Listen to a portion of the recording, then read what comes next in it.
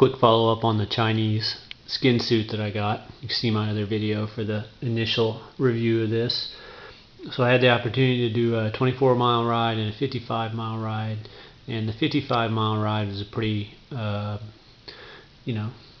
good effort. So that's almost 3 hours on the bike, and the skin suit is very comfortable. I didn't have any comfort issues with it, even though it's a little more padding down there than I'm accustomed to. It was just fine. And so, for 40 bucks, it's a nice little garment.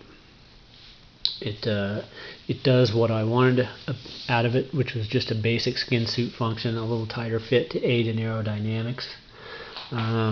Also had the opportunity to look at a colleague's Real Deal specialized skin suit that he had purchased to compete in the state championships of the time trials.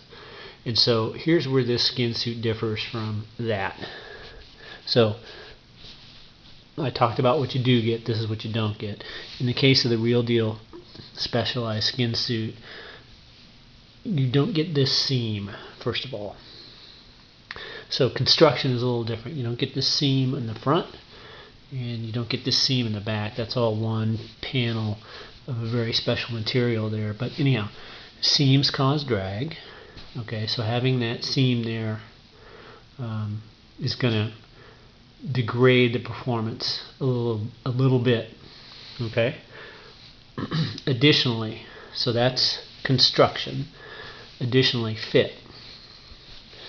Right? When you put this on, no matter how tight it is, there's going to be some bunching right here at the armpit.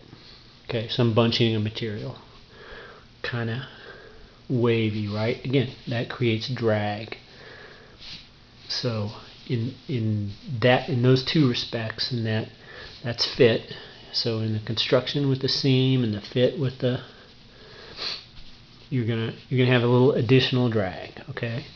And again, in the real genuine article, that doesn't happen. The fit here this is all one panel. The fit here is very snug, and in fact, you can go look at the pictures of people wearing the skin suit, the specialized skin suit, online, and it looks almost unnatural. I was into strength sports for a number of years, and I was actually kind of at the peak of my career when bench shirts first came on the market.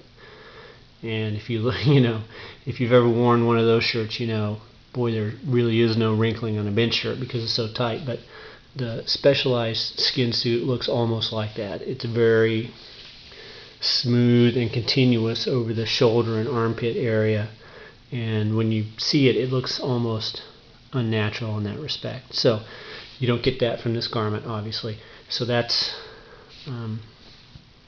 construction, fit, and the third thing that you don't get is material. I mentioned earlier that there's one continuous panel of material here on the shoulder on the Real Deal specialized, and the material is a very special kind of material. I don't know how to describe it. I wouldn't say it's dimpled, although I think they call it dimpled, but that's the idea. It has little pits and pores on it that trap air. One of the lowest friction